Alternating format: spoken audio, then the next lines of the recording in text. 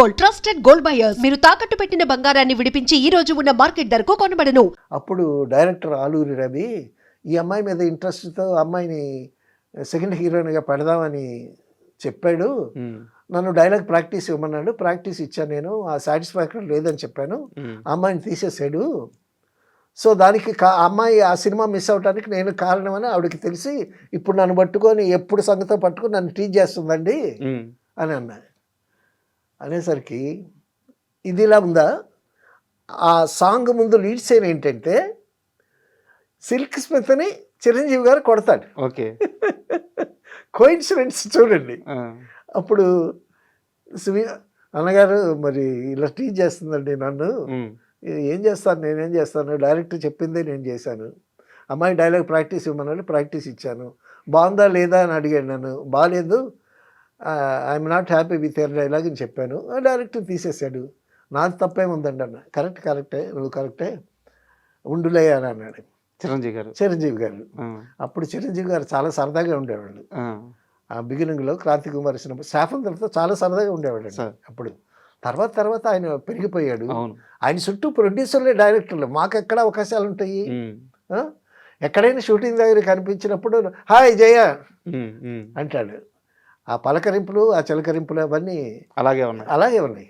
ఇప్పుడు కూడా కనిపించిన ఒక్కోసారి హాయ్ జయ అంటాడు, హాయ్ కుమార్ అని అంటాడు.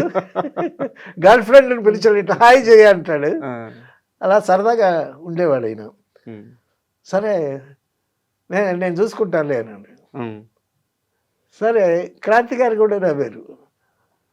ఆవిడ ఏంటి సిల్క్ స్మిత కాలు మీద కాలేసుకొని స్టైల్గా కూర్చుని పెద్ద హీరోలు ఎవరో వచ్చినా సరే కాలు మీద కాలు తీసేది కాదంటండి.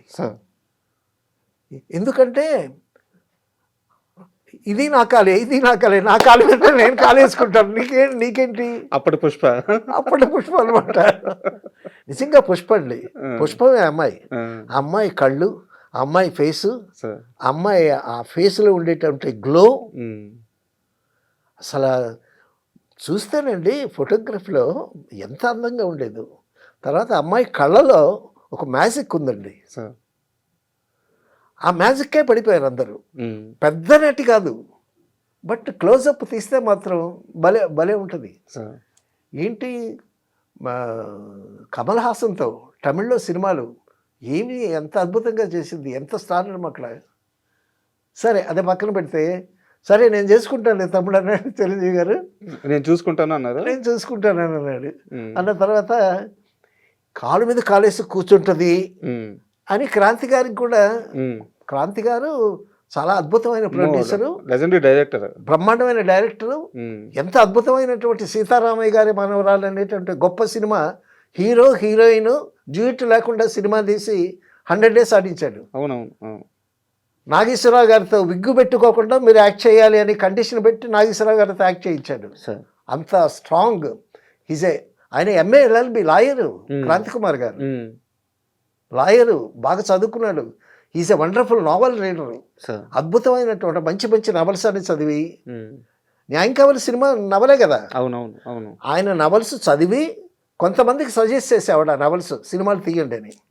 పెద్ద వాళ్ళందరూ ఈయన దగ్గరికి వచ్చేవాళ్ళు కథల కోసమని, ఏదైనా డిస్ప్యూట్ అటువంటి వాడు ఆయన. మరి ప్రొడ్యూసరు డైరెక్టర్ ఈవిడ కాలు మీద కాలు వేసుకొని కూర్చుంటే పక్కన మెగాస్టార్ చిరంజీవి గారు ఉన్నారు. మరి ఇలా ఎలా ఉంటుంది?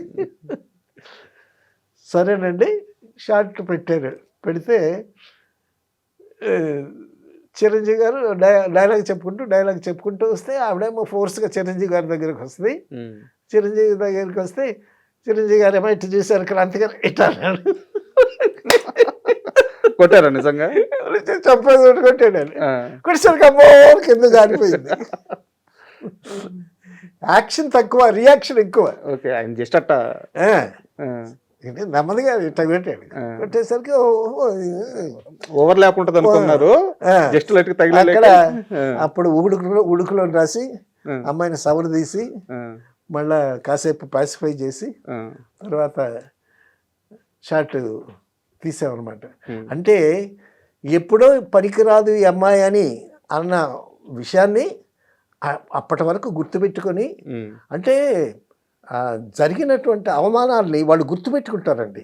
సార్ గుర్తుపెట్టుకొని వాటన్నింటినీ ఆ అవమానాల్ని దిగమింగుతూ మనం పైకి ఎదగాలి అనేటటువంటి కసి వాళ్ళలో పెరిగి దాని మీద బాగా కృషి చేసి పైకి వచ్చినటువంటి మనుషులు చాలామంది ఉన్నారు. నిజంగానే సిల్క్ స్మిత గారికి ఇండస్ట్రీలో చాలా అవమానాలు ఎదురైనాయి. చాలా అంటే ఇప్పుడు అవమానం అంటే ఇప్పుడు మీరు ఆ క్యారెక్టర్కి సెట్ అవ్వట్లేదని రిజెక్ట్ చేయడం అవమానం కాదు, అది నిర్ణయం.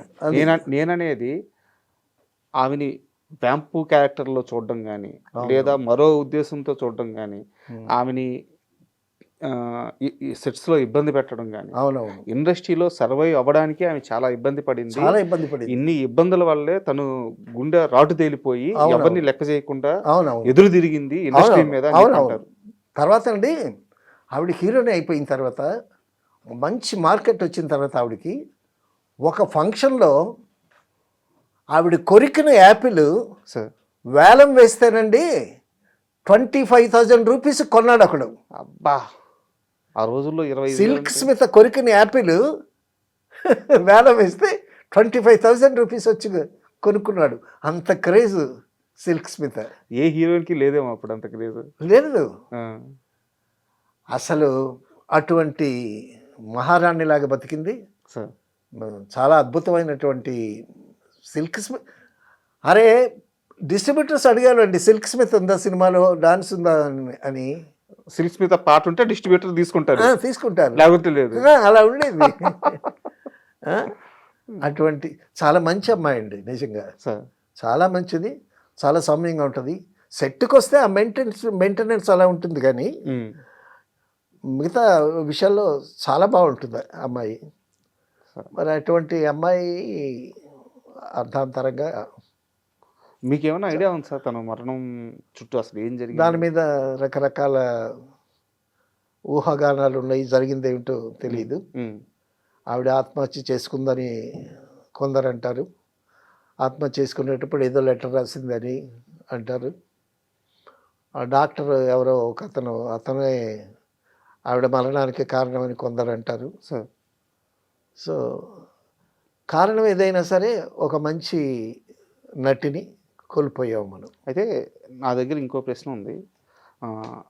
జీవితంలో సిల్క్ స్మిత చాలా సంపాదించింది, కానీ ఆమె చనిపోయే సమయానికి కొంత దాన ధర్మాలు, మరికొంత డబ్బు చాలామంది మోసం చేశారు.